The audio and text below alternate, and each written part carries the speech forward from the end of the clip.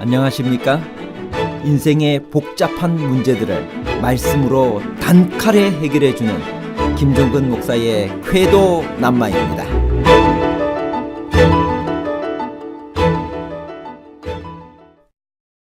한글로는 태초에라고 기록되어 있는데 이 태초에는 구체적으로 언제를 가리키나요? 지구 창조 때인가요? 아니면 지구 창조 전인 우주 창조를 가리키나요? 요한복음에도 태초라고 하는 말이 나오는데 이 태초는 창세기의 태초와 같은 시점일까요? 아니면 다른 시점일까요?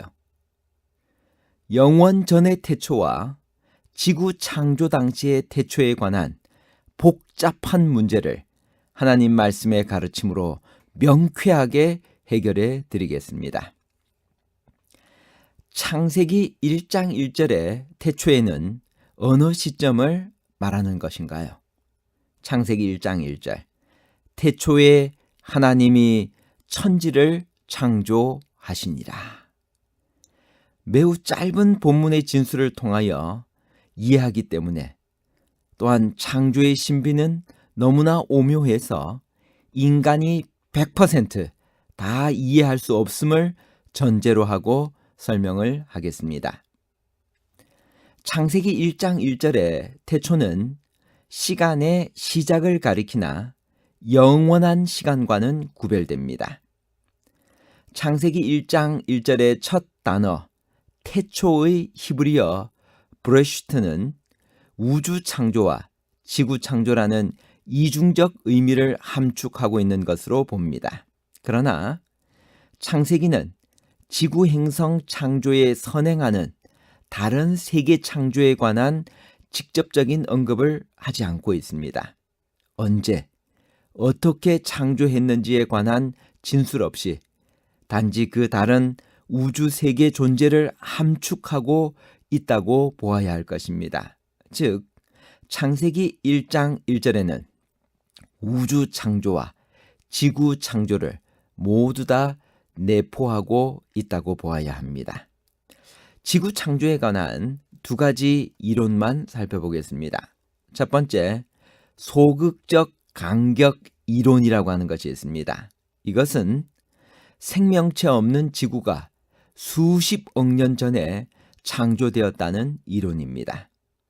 이 이론에 의하면 원시 상태의 지구를 포함한 우주의 창조는 수십억 년 전에 이루어졌지만 성령이 수면 위를 운행하시고 7일간의 창조가 일어난 것은 수천 년 전의 일이라는 것입니다. 이 이해에는 비성경적 요소는 없습니다.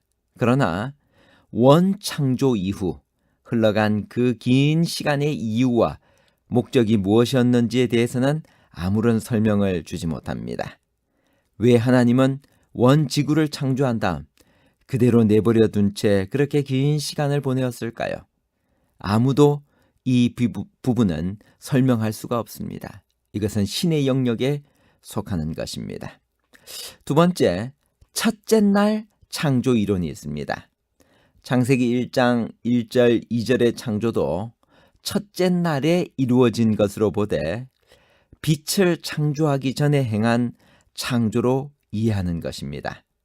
이런 이해에 대한 가장 분명한 근거는 넷째 계명 속에 있습니다.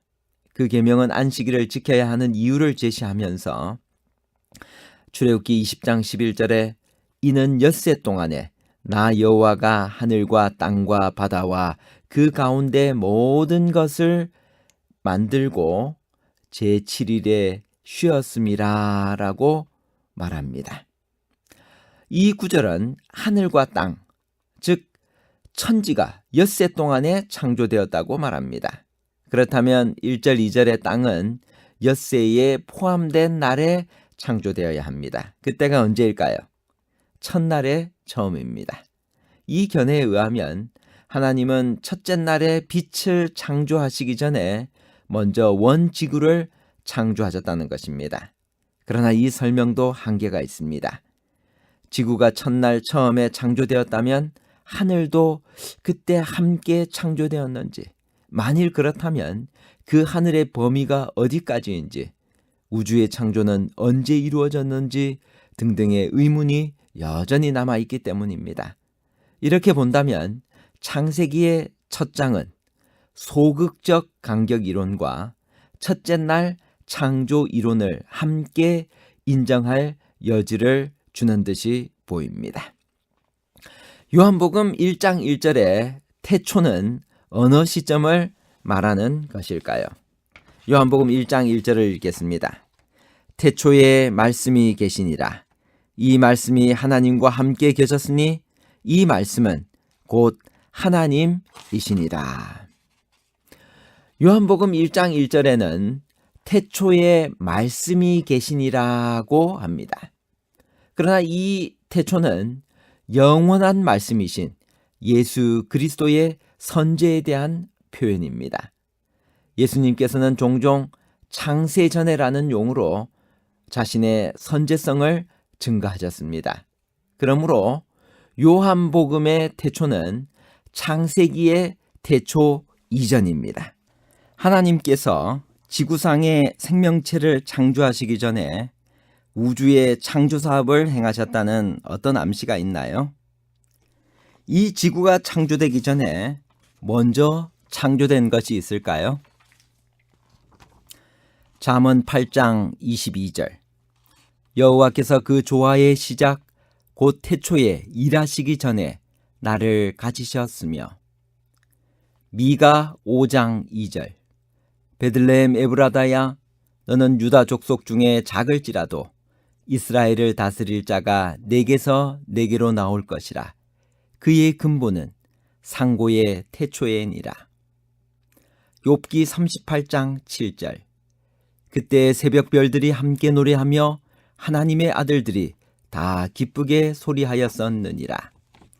에스겔 28장 14절.